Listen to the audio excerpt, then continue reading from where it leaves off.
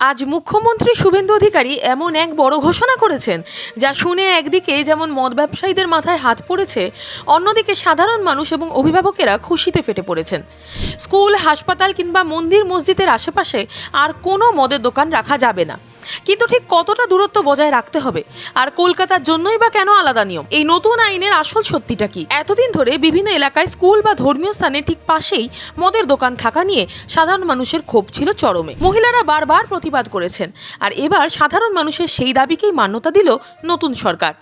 মুখ্যমন্ত্রী ঘোষণা করেছেন এবার থেকে রাজ্যের যে কোনো স্কুল, কলেজ, হাসপাতাল এবং ধর্মীয় স্থান যেমন মন্দির, মসজিদ, গির্জা বা গুরুদুয়ারের 1 কিলোমিটার ব্যাসার্ধের মধ্যে কোনো মদের দোকান বা বার রাখা যাবে না।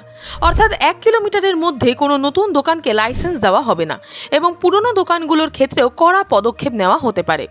সরকারের এই মাস্টার স্ট্রোকে কিন্তু তোলপাড় শুরু হয়ে গেছে। তবে এই নিয়মের একটি বড় ব্যতিক্রম রাখা হয়েছে আমাদের তিলোত্তমা অর্থাৎ কলকাতার জন্য। আপনি যদি কলকাতার বাসিন্দা হন তবে জেনে রাখুন, কলকাতার ক্ষেত্রে এই দূরত্বের সীমা 1 কিলোমিটার নয়, বরং 500 মিটার রাখা হয়েছে। এখন প্রশ্ন উঠতেই পারে, কলকাতার জন্য এই নিয়ম শিথিল কেন? আসলে কলকাতার মতন ঘনবসতিপূর্ণ এবং মেট্রো সিটিতে 1 কিলোমিটারের মধ্যে কোনো না কোনো স্কুল, হাসপাতাল বা ধর্মীয় স্থান থাকবেই।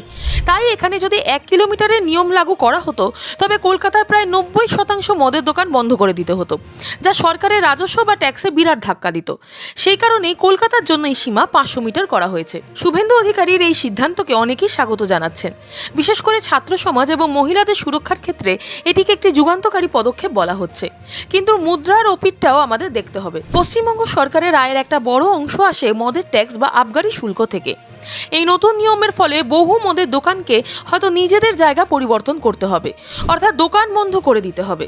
এর ফলে কি সরকারের রাজস্বে ঘাটতি দেখা যাবে, নাকি বেআইনি মদের রমরমা আরো বেড়ে যাবে? ওয়াকিবহাল মহল কিন্তু এই নিয়ে ইতিমধ্যেই প্রশ্ন তুলতে শুরু করেছে। আপনার পাড়ার বা আপনার চেনা কোনো মদের দোকান কি এই 500 মিটার বা 1 কিলোমিটারের আওতায় পড়ছে? সরকার জানিয়েছে খুব শীঘ্রই আবগারি দপ্তর একটি সার্ভে বা সমীক্ষা শুরু করবে এবং নিয়ম লঙ্ঘনকারী দোকানগুলোর বিরুদ্ধে ব্যবস্থা নেওয়া হবে। স্কুল ও হাসপাতালের পাশে মদের দোকান নিষিদ্ধ করার এই নতুন সিদ্ধান্তকে আপনি কতটা সমর্থন করেন?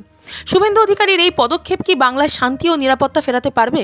আপনার মতামত অবশ্যই নিচে কমেন্ট বক্সে জানান।